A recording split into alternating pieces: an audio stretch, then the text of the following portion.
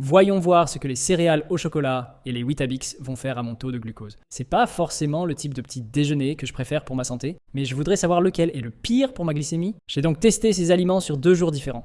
Un jour les céréales au chocolat, un autre jour les Weetabix, et on va maintenant pouvoir comparer les résultats. C'est parti. Quand on scanne les Weetabix, on voit que c'est en effet des biscuits de céréales complètes, et dedans il y a à peu près 41 grammes de glucides, il y a aussi 6 grammes de fibres et 7 grammes de protéines. Et ce qui est intéressant, c'est qu'ils contiennent très peu de sucre ajouté, seulement 3 grammes, ce qui est beaucoup mieux que la plupart des céréales qu'on trouve en magasin. On va regarder sur mon glucomètre en continu qui est sur mon bras, voir un petit peu à quel point ça a fait monter mon taux de glucose. Et souvenez-vous que si vous êtes un petit peu préoccupé par votre santé et que vous avez envie d'être en meilleure santé, le meilleur moyen, c'est réellement de savoir exactement ce que vous mangez. C'est pour ça que j'utilise l'application Sugar AI qui permet de scanner n'importe quel repas que vous mangez et ça vous donne automatiquement tout le détail nutritionnel, les glucides, les protéines, ça vous dit si c'est bon pour la santé ou pas, ça vous donne aussi tous les micronutriments, toutes les vitamines. Ça vous permet enfin de savoir exactement ce que vous mangez, si c'est bon pour vous, l'impact que ça a sur votre corps.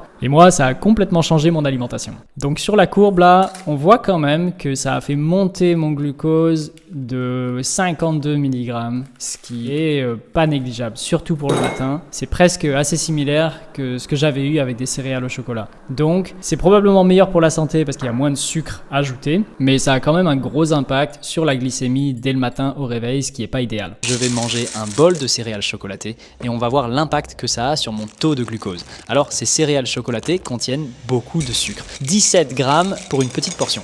Elles apportent environ 190 calories avec 42 grammes de glucides, 4 grammes de protéines et 3 grammes de lipides. C'est un aliment qui est souvent donné aux enfants, mais qui n'est pas forcément sain. Je vais en manger un bol de 50 grammes à jeun et on va voir ce que ça donne sur ma glycémie.